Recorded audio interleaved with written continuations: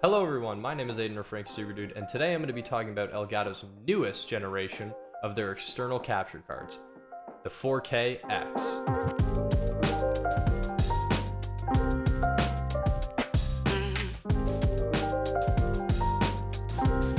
While past me unboxes the card, I'll talk about the card itself, what it's capable of, and what it's not capable of compared to the internal version, the 4K Pro. Now, I'm not just going to tell you its max performance like the website does, but I'm actually going to give you a graph that they hide in their support page so you can know exactly what you're going to do with it, what you're recording at, and what you're playing at. The 4K-X records at insanely high frame rates, which is awesome for slow-mo shot. Here's one.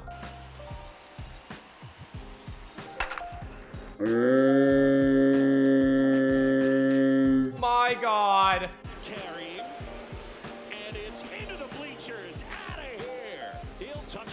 I'll be showing more gameplay and slow-mo shots when we get to the testing portion of the video. Now, what's surprising is the 4K Pro, the more expensive internal version of these capture cards, doesn't record at high frame rates at high resolution. Now, the 4K-X will record at any resolution and match the frame rate to the refresh rate that you are playing at, as long as it's within the graph. Now, on the 4K Pro, if you pass through at 4K 120, no matter what, you are forced to record at 1080p for some reason. Not even 1440p, 1080p, which is really disappointing. Now, that exact problem happened to me, and I had to return the product back to Amazon to get a 4K-X instead because of the refresh rate and the resolution that I play at. Well, I bought the wrong one. You'd think the more expensive internal card would outperform the cheaper external version, but that's just not the case with these cards. Now, the main selling point of the 4K Pro is that it can pass through at 8K 60 FPS, meaning that you can play your games in 8K 60 while recording them in 4K 60. But let's be honest here, who the f owns an 8K 60 Hz display? Next to nobody. They also advertise slightly better HDR capabilities on the 4K Pro. Hi, editing Aiden here. I don't think that's true. I think they just added a bunch of different words onto the 4K Pro's description to make it sound better, which is kind of sus, but yeah, there's just HDR10. There's no true HDR10. There's HDR10 and HDR10 Plus, which they are not advertising the plus. Wow. But that actually leads me into my next point.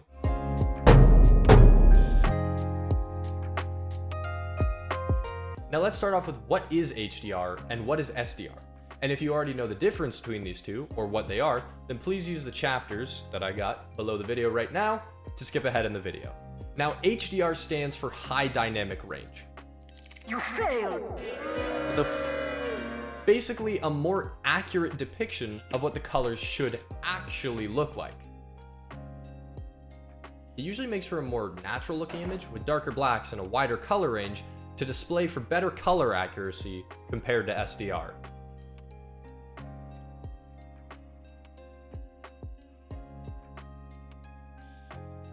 Now, SDR stands for Standard Dynamic Range, and as the name suggests, it's the conventional standard way to convey colors. This thing's fucking tiny.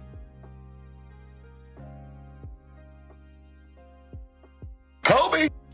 Meaning lighter blacks and a small color range, which can lead to a less realistic and a less vivid image, inaccurate to what the colors actually are, or at least limiting the color's potential since your display has less colors to choose from to show.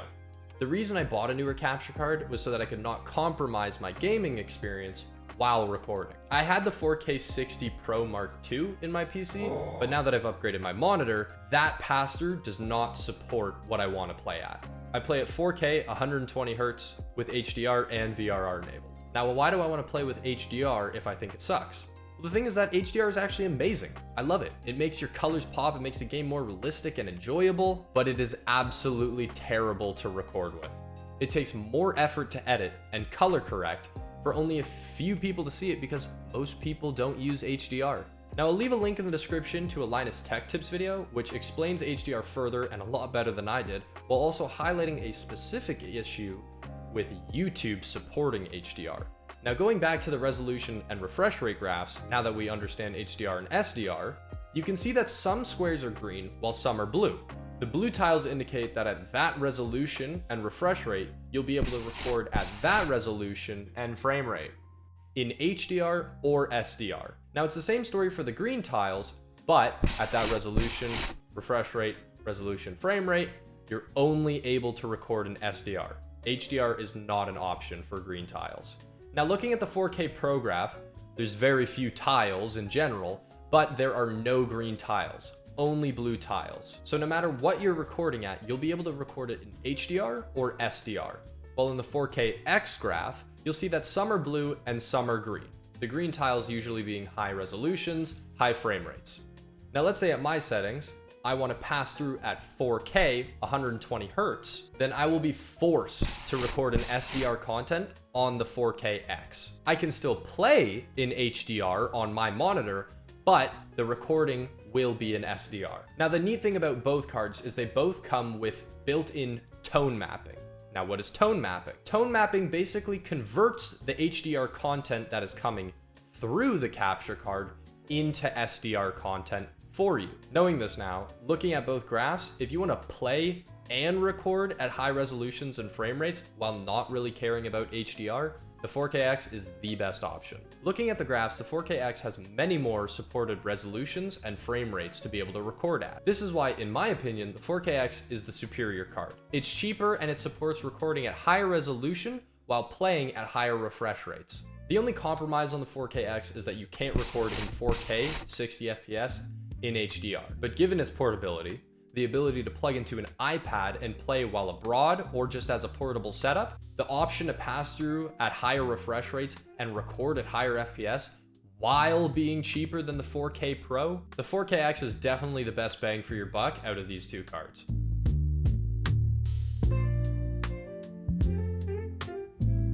So I don't notice any input delay at all on the pass-through. And I'm very susceptible to feeling input delay. I'm always at people's houses turning on like game mode on their TVs because I just cannot handle any input delay. So this feels really, really good. I was having problems with the 4K Pro where the color was just not right at all when it was tone mapping it back to SDR. The only thing I can say though is I think the tone mapping on this is a little overdone. Like it seems darker and the colors are a little more saturated. Depending on how good you are at seeing small differences in color and how picky you are with that, you will have to do some color correction here and there, but they've done a really good job with the tone mapping. Slow-mo corpse launch. Holy shit.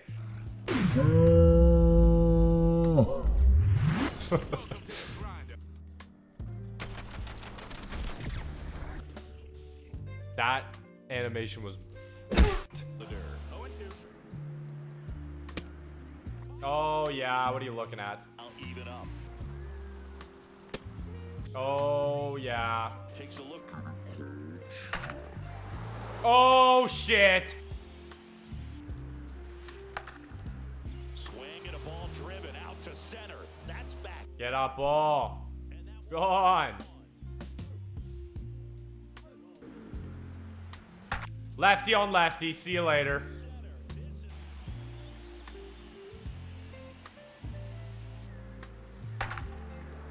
One well left field, way back, and you can forget it. Swinging. 0-1. What a play! Oh my god! Me bamba!